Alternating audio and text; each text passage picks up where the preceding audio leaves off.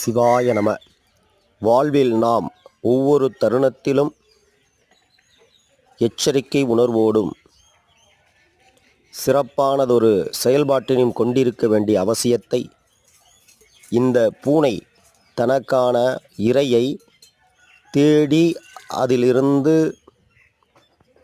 தனது பாடத்தை கற்றுக்கொள்கிறது. சிறுவயது முதலே தானாக தன்னுடைய இயல்பிலே எப்படி தேடி அதனுடைய இயல்புக்கு தக்கவாறு அதை வேட்டையாடி உணவாக மாற்றுகிறது. அதேபோல் நாம் நமது கடமையை கரெக்டாக செய்ய வேண்டும்.